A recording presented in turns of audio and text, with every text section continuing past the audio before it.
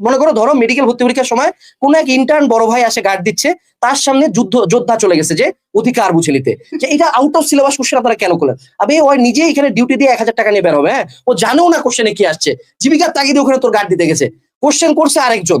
ওই যদি এখন থেকে মানে ধরো বিভিন্ন বিশ্ববিদ্যালয়ের সেন্টার যেখানে বসে, ওই সেন্টারের দায়িত্বের লোক যদি ওই সময় থেকে ট্রাই করে কর্তৃপক্ষকে এটা জানানোর যে কোশ্চেনটা ভুল আছে বা আউট অফ সিলেবাস আছে, এটা পৌঁছাইতে আগামী 1.5 মাস টাইম লাগবে জাস্ট ওই সাইড থেকে রেজাল্ট আসতে, যদি ওই মোমেন্ট থেকে ট্রাই করে। কিন্তু তুমি এখানে তো অধিকার বুঝে নিতে গেছো, তো অধিকার বুঝে নিতে যাই গেছে আবার 10 মিনিট বন্ধ।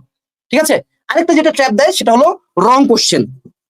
ইচ্ছা করে কোশ্চেনটাতে কোন একটা ইনফরমেশন গায়, ওখানে আবার একজন প্রতিবাদী দাঁড়ায় যায় যে আমি হইলাম কি বলবো, আমি আসলে বিপ্লবীদের নাম নিতে যাচ্ছি না, তোমরা আসলে বিপ্লবী না, তো তোমরা জোকার হয়ে যাও পরীক্ষার হলে জোকারি করো। স্যার এই কোশ্চেনটা তো ভুল আছে, মানে মনে হচ্ছে মামা বুয়েটে টার্ম ফাইনাল দিচ্ছে, যে সাথে সাথে একটা টিচার দৌড়ে আসবে, হায় হায় আমার এই ছেলে ভুল ধরছে কোশ্চেনে, দৌড় দিয়ে আসবে, এরকম কিচ্ছু হবে না।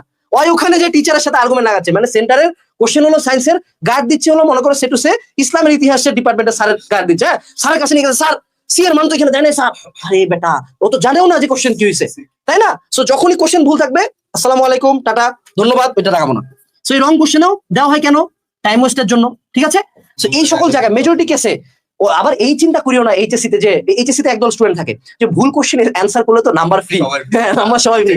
ভর্তি পরীক্ষায় এরকম কোনো নিয়ম নাই, ভর্তি পরীক্ষায় তোমাকে যতভাবে বাদ দিতে পারে তত ভালো, একটা মুরগি কমলো, বুঝো নাই?